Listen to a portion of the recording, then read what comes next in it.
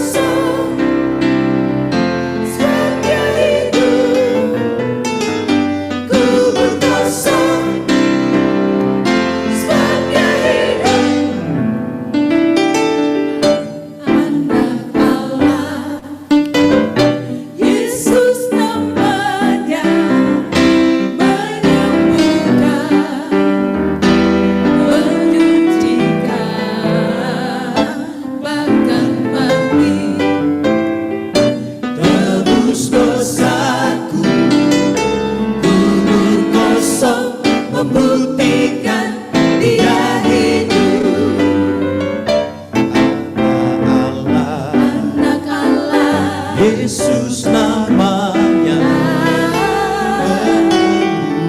menyembuhkan, menyucikan, bahkan mati tebus dosaku, kubur kosong membuktikan Dia hidup. Saatnya hidup, ada hari esok. Sebabnya hidup, ku tak gentar, karena ku tahu Dia pegang hari esok. Hidup jadi berarti sebab Dia hidup.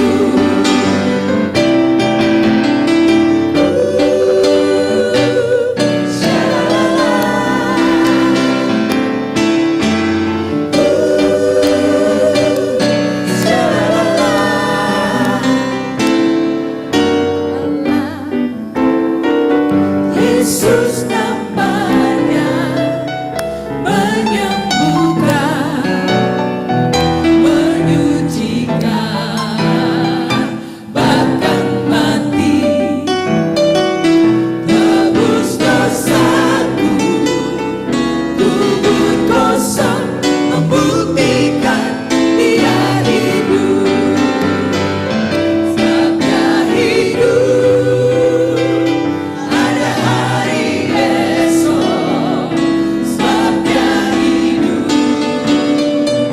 ku tak gentar, karena ku tahu Dia pegang hari esok. Hidup jadi berarti sebab Dia hidup. Hidup, ada hari esok. Sebabnya hidup, tak gentar, karena ku tahu Dia pegang hari esok. Hidup jadi berarti sebab Dia hidup. Hidup jadi berarti sebab Dia hidup.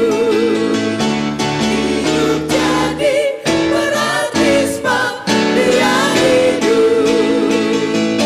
Kubur kosong, sebab Dia hidup. Kubur kosong, sebab Dia hidup. Puji Tuhan, haleluya. Terobosan juga terjadi malam hari ini. Kita percaya karena Tuhan yang telah merencanakan pertemuan kita dengan tema terobosan, saudara. Nah, saudaraku, sebagai orang percaya, memang kita harus akui, sering kita alami kesulitan untuk yang namanya mencapai yang namanya terobosan itu. Karena kita sulit untuk move on, yang disebabkan karena ada beban-beban masa lalu yang sering tertinggal di dalam hidup kita ini, saudara. Jadi beban-beban masa lalu itu sering menyandera langkah-langkah maju kita. Seperti apakah kita pernah dikecewakan dan merasa sakit hati, benci, dendam, traumatis, dan akibatnya, saudaraku, ya kita sih ikut Tuhan, tetap ikut Tuhan, tetapi langkah maju kita itu gerakannya atau ritmenya itu bisa melambat, saudara. Ya, dan bahkan ada kalanya kita berhenti dulu, ada katanya kita diajak maju lagi, ya kita tahan dulu, dan seterusnya dan seterusnya. Nah, kalau ini terjadi sebagai pengalaman kita pada malam hari ini, maka tentunya saya berharap agar kita cepat ambil keputusan. Kita nggak mungkin begini terus, karena kalau begini terus maka arti terobosan itu tidak pernah kita capai, saudara. Jadi yang namanya terobosan itu adalah menembus batas-batas yang ada, halangan-halangan yang ada, dan bahkan juga bisa melewati atau melampauinya. Dan ini harapan saya dan kita semuanya yang ada di tempat ini, karena kita tahu, saudaraku, bahwa pencapaian terobosan itu bisa terjadi karena Tuhan yang telah men-setting pertemuan ini, dan juga ada dasar firman-Nya. Nah, apa dasar firman-Nya itu, saudaraku? Dasar firman-Nya kita ambil dari Mika pasal yang kedua, ayat yang ke-13. Mika pasal yang kedua, ayat yang ke-13. Saya akan bacakan buat saudara. Penerobos akan maju di depan mereka. Mereka akan menerobos dan berjalan melewati pintu gerbang dan akan keluar dari situ. Raja mereka akan berjalan terus di depan mereka. Tuhan sendiri di kepala barisan mereka. Bayangkan saudara, dalam sebuah barisan, dalam sebuah gerakan saudara, ketika kita sebagai orang percaya diajak dalam pimpinan Tuhan yang memimpin, maka Tuhan sendiri dikatakan bahwa dia menjadi leader atau memimpin kepala barisan itu, saudaraku. Menurut saudara yang mendengar firman ini, percayakah saudara bahwa terobosan itu bisa dan pasti terjadi? Yang percaya bisa angkat jempolnya, saudara. Amin, saudaraku. Karena Tuhan sendiri yang memimpin. Tuhan ada di depan sebagai kepala barisan itu, saudara. Dan kita cuma ikut di belakangnya, saudara. Tetapi kembali saya katakan, memang itu tidak mudah. Ketika kita ikut dalam gerakan Tuhan, walaupun Tuhan itu kita tahu dia memimpin kita, tapi ada kalanya kita nggak mau melepaskan yang namanya beban-beban yang menyandera langkah-langkah kita itu, saudara. Yang seperti saya katakan tadi, saudara. Ya, dan ini memang tidak mudah. Dan Paulus ketika itu memberikan satu pesan, ya, yang ditulis di dalam Alkitab, saudaraku. Dikatakan bagaimana supaya kita itu harus berani untuk melupakan apa yang ada di belakang kita dan mengarahkan diri kepada apa yang ada di depan kita, saudara. Yang harus kita ketahui sebagai manusia adalah apa yang membedakan manusia dengan binatang. Ya. Yang membedakan manusia dengan binatang adalah yang namanya hewan atau binatang selalu ingat dengan apa yang ada di belakangnya dan apa yang terjadi sekarang. Dan binatang tidak pernah bisa mereka-reka apa yang akan terjadi di depannya, saudara.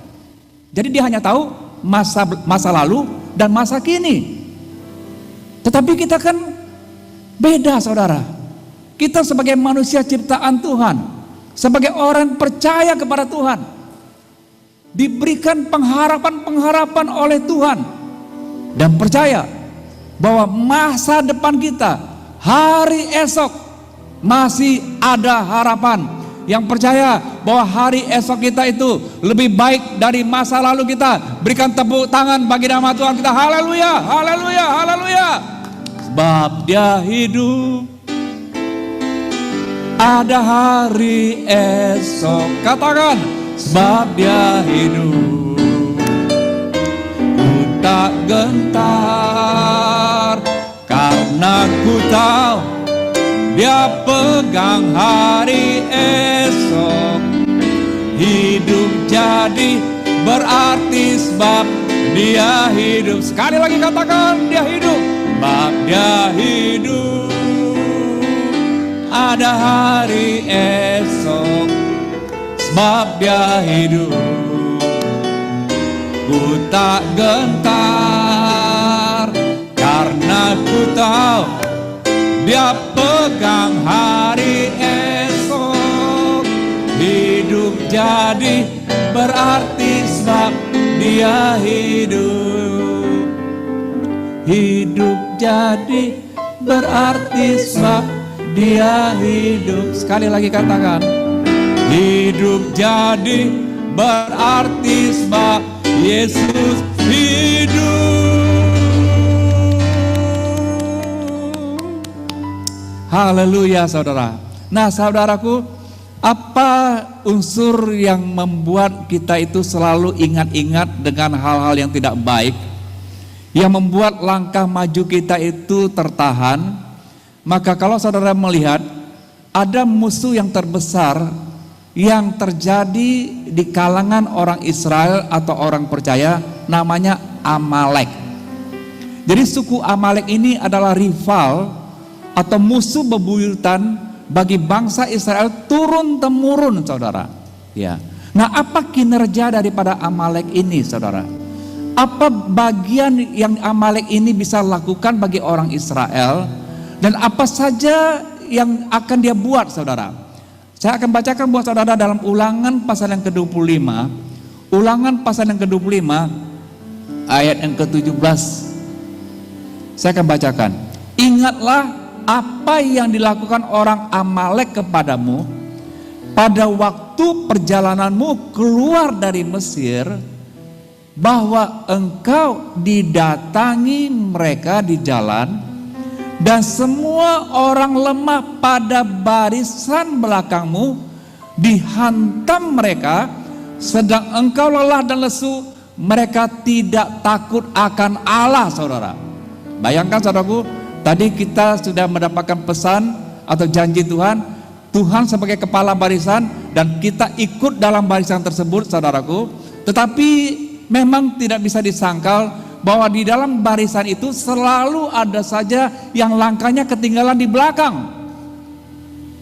Nah, kenapa mereka itu ketinggalan di belakang? Karena dikatakan mereka lelah dan lesu, mikir terus tentang sesuatu, masa lalu terus, saudara. Dan akibatnya, saudaraku, itu menjadi incaran bagi musuh Israel yang bernama Amalek itu. Jadi Amalek itu tidak segan-segan untuk menunggu siapa yang ada di barisan belakang. Dan ketika kita jalan juga, kita ada di barisan belakang, maka Amalek siap untuk menyergap dan bahkan langsung menghantam tanpa ragu sedikit pun, karena dia tidak takut akan Allah, saudara. Coba kita renungkan kembali, apa benar hari-hari ini masih adakah unsur-unsur yang bisa melemahkan pikiran kita ini? Masih adakah unsur-unsur yang masih memberatkan pikiran kita ini, saudaraku? Maka Tuhan katakan, ingat itu, dan itu harus kita keluarkan dan harus kita lepaskan, dan mari kita mengarah untuk masa depan kita yang penuh dengan pengharapan itu. Yang percaya hari ini ada masa depan yang disediakan Tuhan, berikan tepuk tangan yang terbaik bagi nama Tuhan kita. Haleluya, puji nama Tuhan, saudaraku. Nah, tentunya kita akan melihat bagaimana caranya terobosan bisa terjadi, saudaraku. Kita akan lihat ada satu cerita dari Markus pasal yang kelima. Markus pasal yang kelima dari ayat yang ke-21 itu sampai ayat yang ke-42. Tapi kita tidak akan baca semua, saudaraku, mengingat waktu dan terlalu panjang kalau kita baca satu persatu. Tetapi saya akan coba menceritakan tentang kisah ini kepada kita semuanya, dan apa kira-kira inspirasi ya yang bisa kita dapatkan terhadap peristiwa ini, saudara. Ayat ke-21 saya akan bacakan buat saudara. Sesudah Yesus menyeberang lagi dengan perahu, orang banyak berbondong-bondong datang lalu mengerumuni dia sedang ia berada di tepi danau. Datanglah seorang kepala rumah ibadat yang bernama Yairus. Ketika ia melihat Yesus, tersungkurlah ia di depan kakinya dan memohon dengan sangat kepadanya, anakku perempuan sedang sakit hampir mati. Datanglah kiranya dan letakkanlah tanganmu atasnya, supaya ia selamat dan tetap hidup. Dari sebuah perjalanan yang Tuhan Yesus lakukan, bagaimana Alkitab ini menceritakan bahwa ketika Yesus turun dari perahu, dari perjalanan danau, saudara, dia menghampiri darat. Dan ketika dia tiba di darat, maka Yesus memutuskan untuk memilih jalan yang akan dia lalui. Dan orang banyak yang ikut Yesus pada waktu itu serta-merta ikut dalam pergerakan yang dipimpin oleh Tuhan Yesus itu sendiri. Mereka berbondong-bondong ikut Yesus pada waktu itu di jalan yang dimana Yesus sendiri yang memilih dan memimpin mereka. Tetapi dalam cerita ini, pada waktu pergerakan itu sedang terjadi, maka ada seorang kepala rumah ibadat yang bernama Yairus. Yairus punya persoalan besar bahwa anaknya lagi kritis yang ada di rumah. Jadi persoalan itu ada di rumah, tetapi Yairus meninggalkan persoalan itu di rumah untuk pergi ke jalan di mana pergerakan yang dipimpin oleh Tuhan Yesus itu sedang terjadi. Saya percaya saudara, kita pun juga pasti punya masalah yang ada di rumah kita. Tetapi ketika saudara tahu bahwa COC, Cross of Christ Ministry, ada pergerakan pada malam hari ini, maka saudara, istilah saya itu meninggalkan tempat saudara untuk berkumpul bersama-sama di tempat ini, karena saudara yakin dan percaya bahwa ada pergerakan yang sedang terjadi. Yang percaya bisa angkat jempolnya saudara. Amin saudaraku. Jadi ada masalah apapun di rumah saudara, ada persoalan apapun di rumah saudara, saudara datang ke tempat ini dan kita sama-sama nanti akan memohon kepada Tuhan untuk persoalan-persoalan. Salah satu contohnya seperti Yairus ini saudara. Dan ketika Yairus memohon kepada Tuhan saudara, ya, maka dikatakan Yesus setuju untuk menjawab atau menolong Yairus. Dan selanjutnya Yesus bergerak dari titik di mana dia berjumpa dengan Yairus untuk berjalan menuju ke rumah anak Yairus yang lagi tergeletak sakit itu saudara, yang hampir mati. Tetapi ada cerita lain di tengah perjalanan ini saudara. Ayat yang ke-25. Ayat yang ke-25.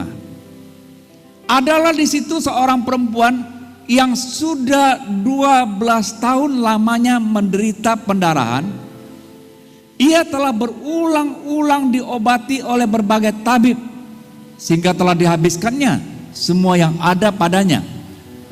Namun sama sekali tidak ada faedahnya, malah sebaliknya keadaannya makin memburuk.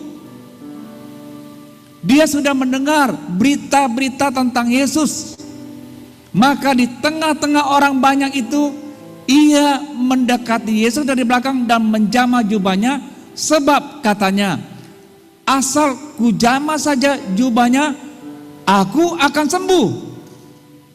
Ada peristiwa lain di jalan yang sama ketika Yesus bersama dengan rombongan yang berdesak-desakan itu ingin pergi ke rumahnya Yairus, tempat anaknya yang lagi sakit. Tiba-tiba ada seorang wanita yang punya masalah cukup lama, 12 tahun. Tiba-tiba wanita itu maju ke depan di antara orang-orang banyak yang sedang mengiring Yesus itu. Ia menerobos ke depan, ia bergerak ke depan, dan apa yang dilakukannya? Asal saja kujamah jubah Yesus itu, aku pasti sembuh. Wow, luar biasa. Dari mana datangnya keberanian wanita ini? Di mana kita tahu bagi bangsa Yahudi yang namanya sakit pendarahan itu adalah najis, dan mereka yang kena itu harus dikucilkan, dan ada hukumnya yang menghukum itu saudara. Tetapi wanita itu tidak peduli dengan aturan yang mendera dia, karena dia lebih yakin bahwa kalau dia ketemu dengan Yesus itu, maka dia pasti sembuh. Dia gak peduli lagi dengan persoalan yang sudah mendera dia selama 12 tahun. Beban yang harus dia tanggung selama 12 tahun. Dia gak peduli lagi. Dia masuk ke jalan itu. Dia menyuruh di jalan itu. Di tengah-tengah orang-orang banyak yang lebih bergerombolan untuk ikut Yesus saudara. Dan apa yang terjadi, saudaraku? Ketika ia menjamah jubah itu, dikatakan seketika itu juga berhentilah pendarahannya dan ia merasa bahwa badannya sudah sembuh dari penyakitnya. Hari ini yang namanya terobosan itu waktunya pendek, saudara. Yang namanya terobosan itu adalah fast moving, bukan bergerak lamban. Fast moving. Dan yang namanya terobosan itu terjadinya seketika. Saya tidak tahu berapa banyak persoalan yang sedang memenjarakan saudara, yang membuat saudara itu punya beban, yang rasanya jalan pun sudah malas, saudara, apalagi lari.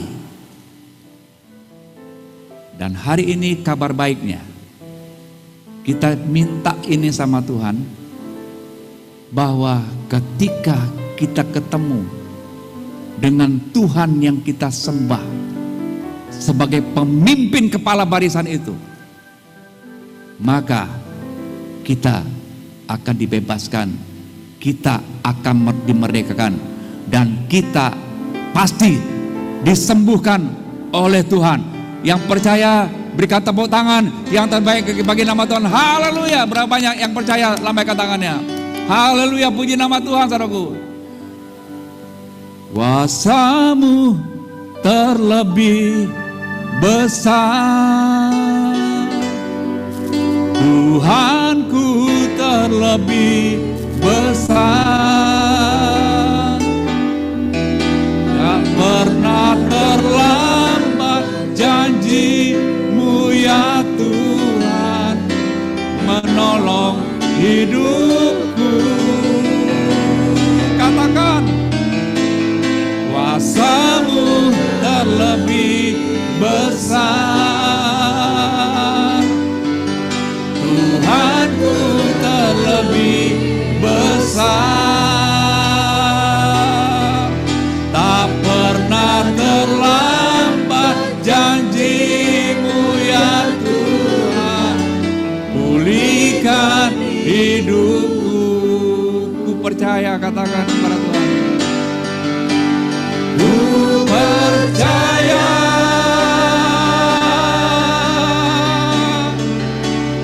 Kau bekerja,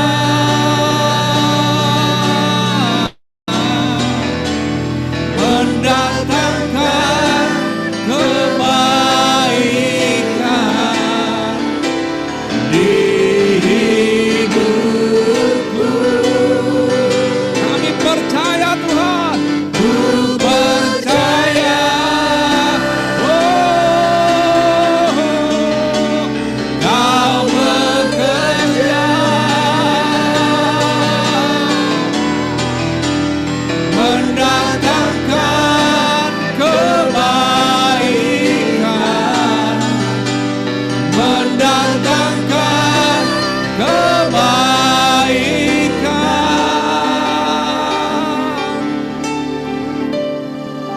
Kuasa-Mu terlebih besar, Tuhanku terlebih besar. Katakan, tak pernah terlambat janji-Mu ya Tuhan, menolong hidupku. Yes, katakan, kuasa-Mu, kuasa-Mu terlebih besar, Tuhanku terlebih besar, tak pernah terlambat janji-Mu ya Tuhan, pulihkan hidupku. Yang membuat saya penasaran, saudara, kok perempuan ini tahu cara kesembuhan yang dibutuhkan oleh dirinya dengan cara menjamah menjamah jubah Yesus. toh wanita ini, saya berani memastikan nggak ada yang ngajarin. Kok bisa-bisanya ada inspirasi, ada ide di jalan, di tengah pergerakan yang sedang terjadi, lari, menerobos, menjamah jubah Yesus, dan seketika itu juga sembuh.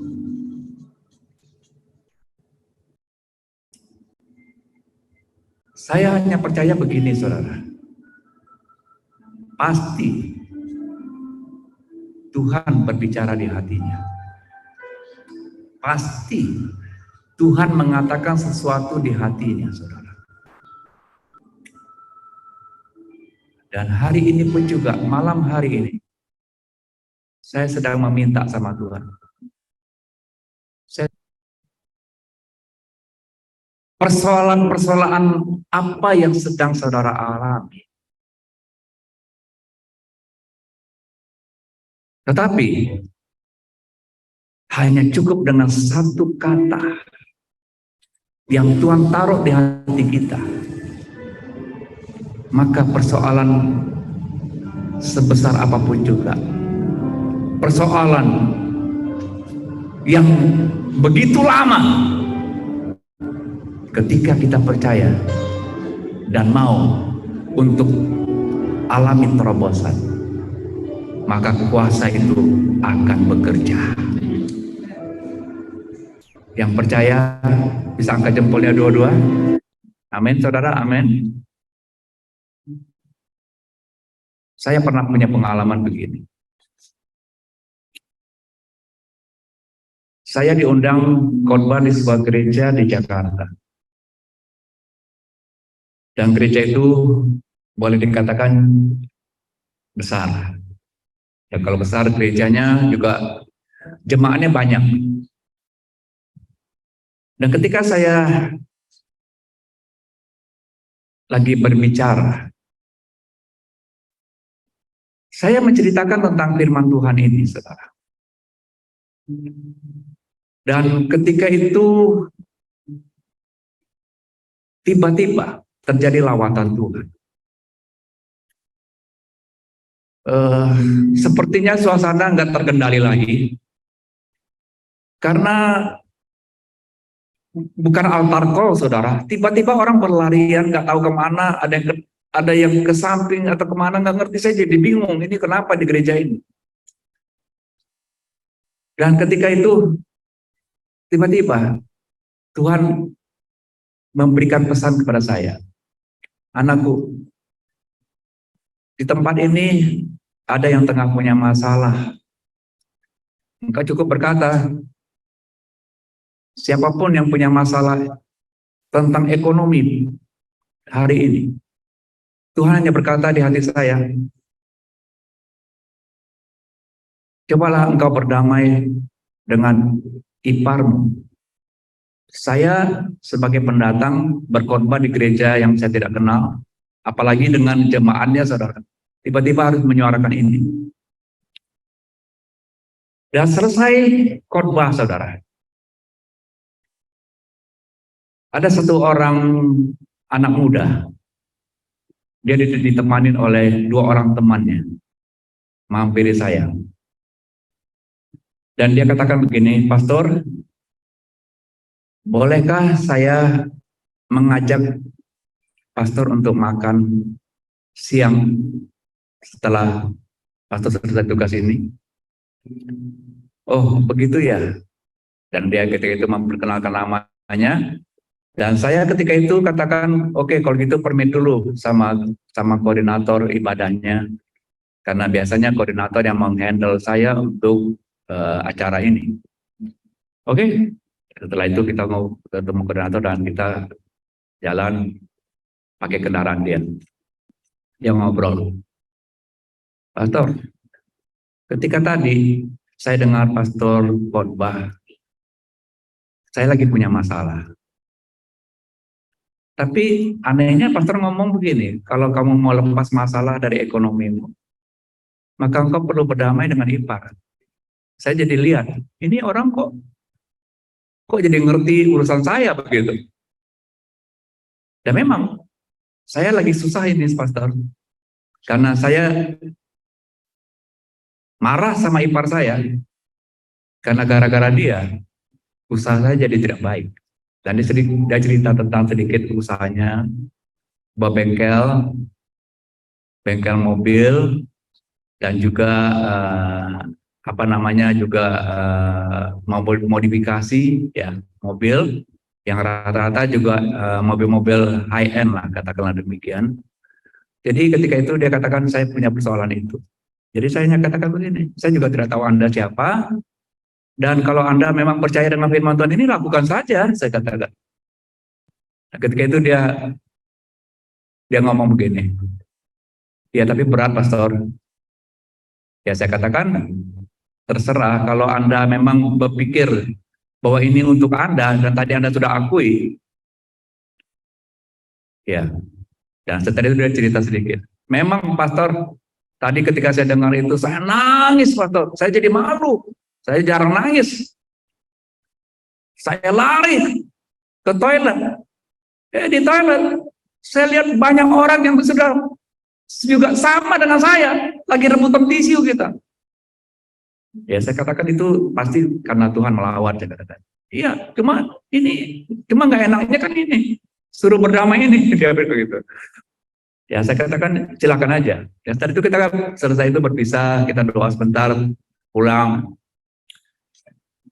Kira-kira mungkin 4 bulan atau 5 bulan, saya diundang ini untuk khotbah lagi di itu, saudara.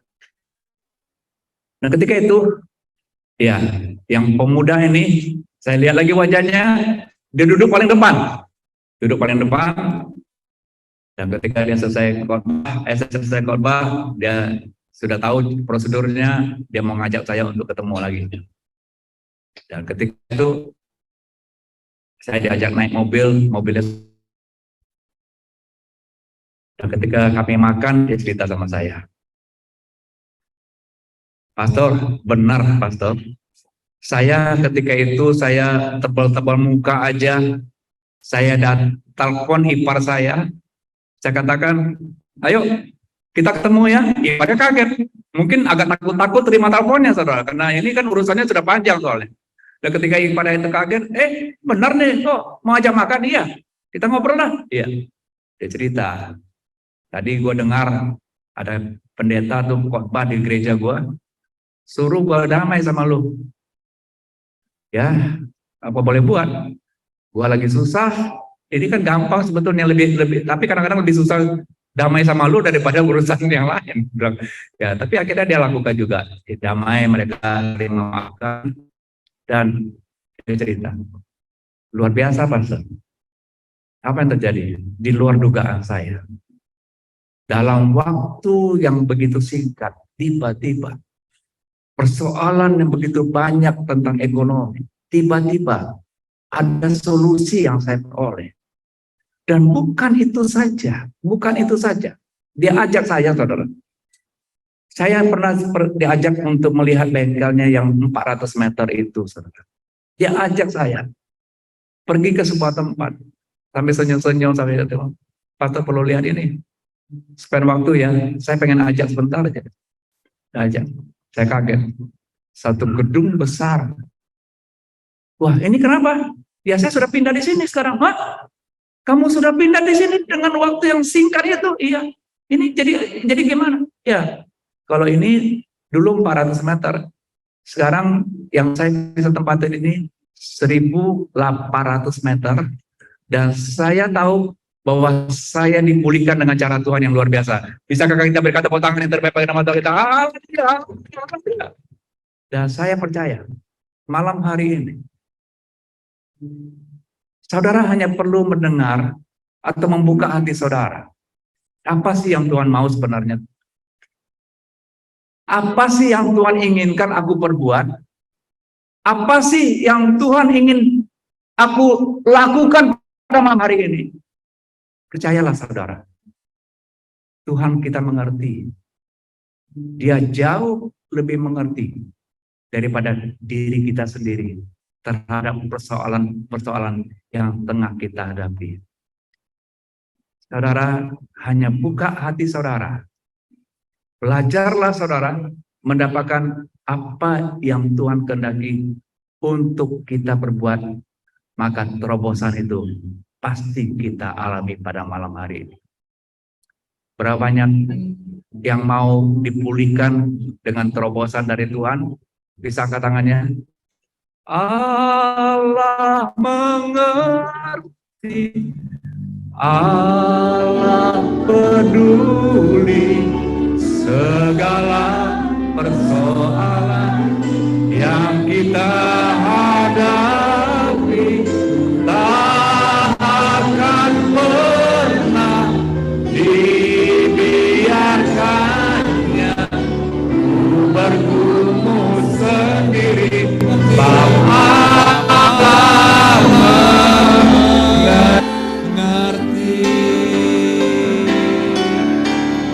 Allah mengerti, Allah peduli segala persoalan yang kita hadapi, tak akan pernah dibiarkannya bergumul sendiri, sebab Allah mengerti. Barangkali ada di antara saudara yang berpikir begini, iyalah Pak, yang menjadi persoalan kami kan lagi Zoom, kami kan online, masa iya kita bisa mendapatkan satu rema yang sama dibandingkan ketika kita offline?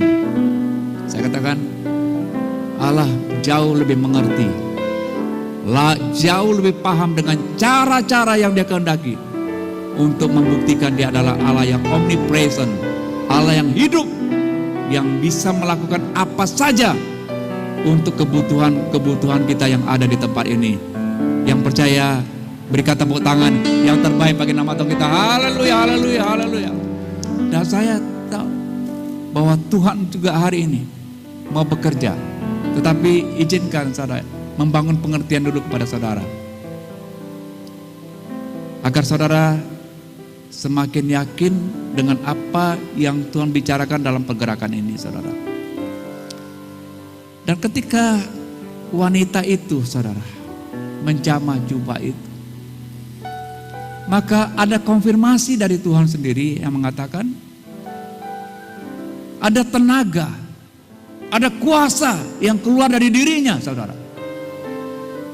Dan ketika itu Yesus coba bertanya sama di antara murid-murid,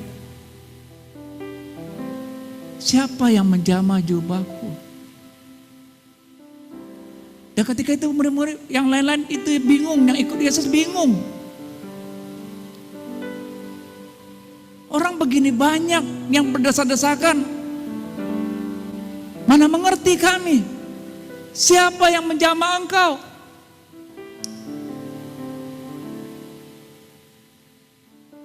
Saudara, yang saya mau katakan kepada saudara,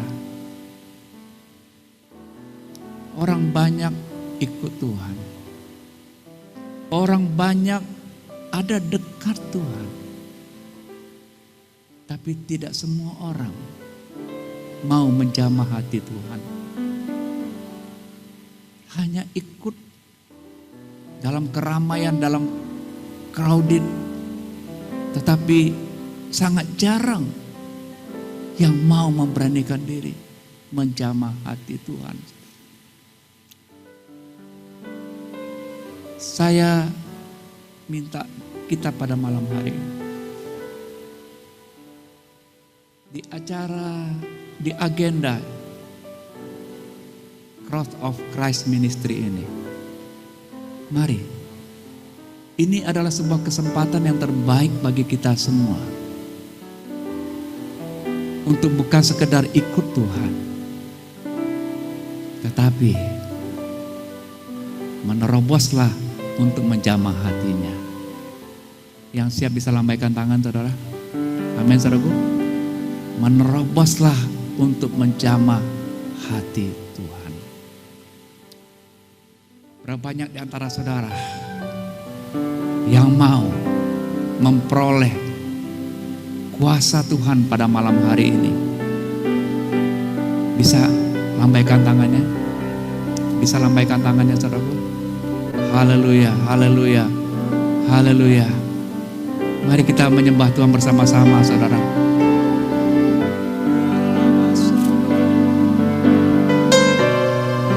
Ya ralabasi karalabasa.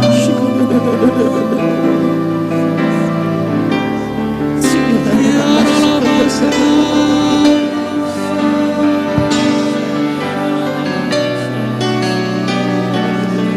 ralabasi.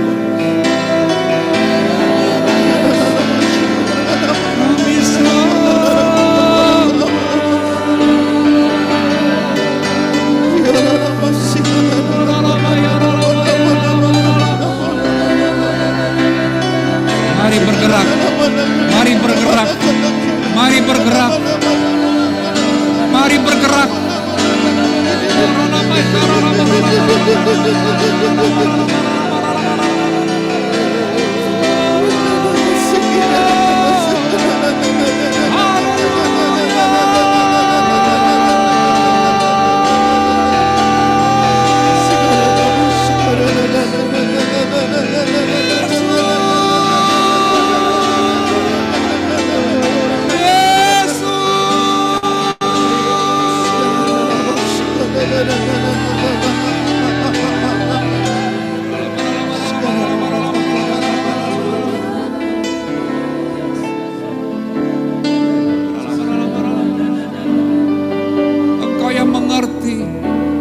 Engkau yang peduli ya Tuhan.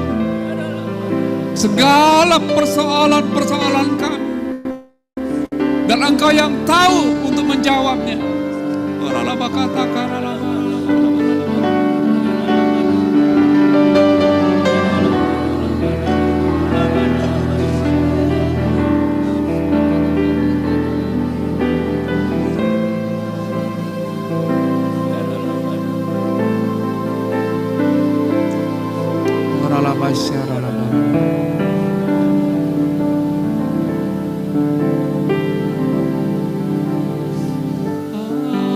Allah mengerti, Allah peduli segala persoalan yang kita hadapi. Akan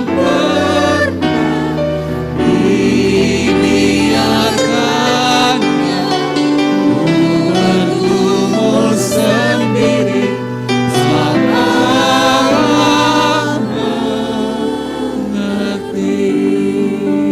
Katakan Allah mengerti, Allah peduli segala persoalan yang kita hadapi.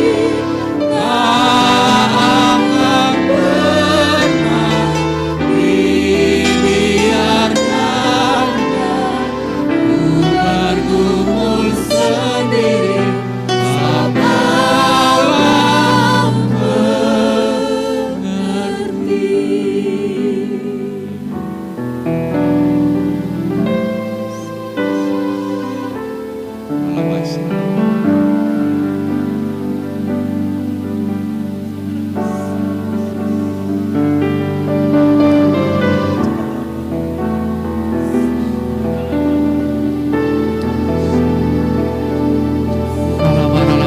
Berikanlah Tuhan kuasa-Mu, alirkanlah kuasa-Mu Tuhan bagi setiap kami yang sedang mengikuti Tuhan Engkau pada malam hari ini.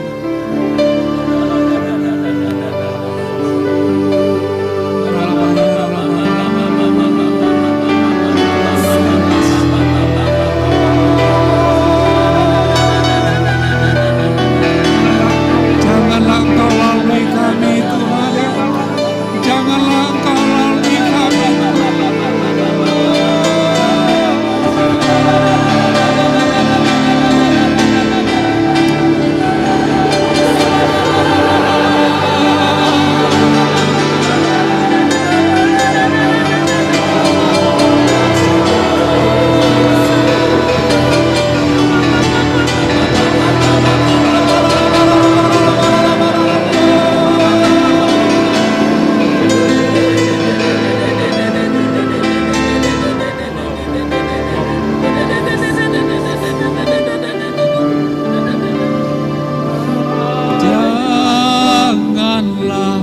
Tuhan lalu berilah berkat. Panggil nama Yesus, katakan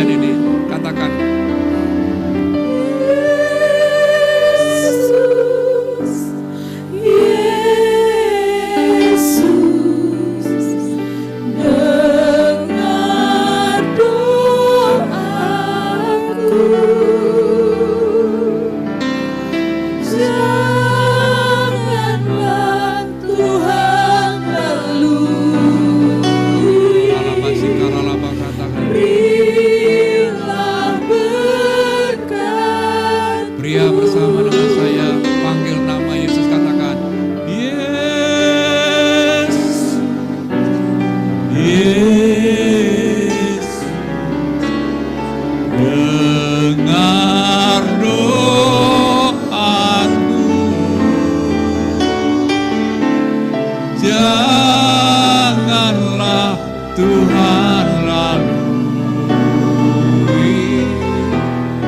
berilah berkat. Sama-sama yuk katakan kepada Tuhan, Yesus, Yesus. Amin. Dengarkan kami Tuhan. Janganlah Tuhan berilah berkat-Mu. Berbicaralah di hati kami masing-masing ya Tuhan. Karena satu kata saja cukup bagi kami. Satu kata saja cukup bagi kami.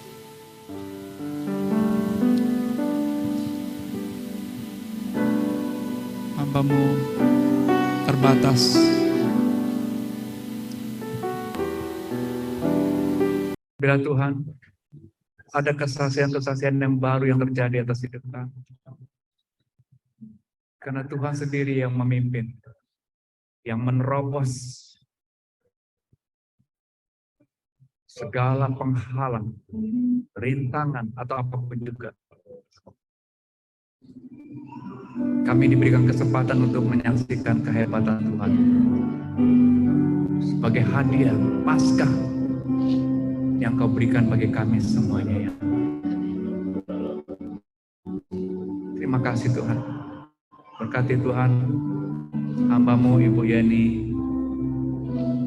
Berkati Tuhan keluarga, pelayanan, dedikasi yang dilakukan Tuhan menjadi saluran-saluran berkat yang terbuka bagi banyak orang. Berkati juga Pak Yanuari. Berkati Tuhan seluruh daripada pribadi lepas pribadi yang hari ini bisa berkumpul bersama-sama di tempat ini. Diambillah oleh anugerah-Mu Tuhan, terobosan demi terobosan terjadi atas jalan-jalan hidup kami Tuhan.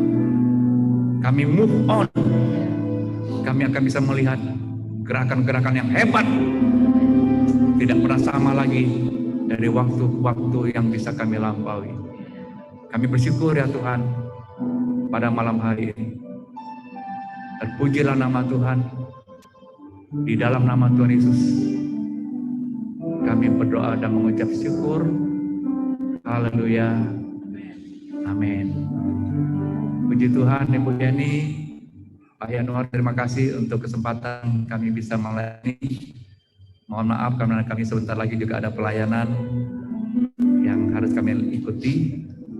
Tuhan Yesus memberkati. Mungkin ada waktu sampai 7:30, silakan Ibu Yani atau Pak Yanuar. Tuhan Yesus memberkati.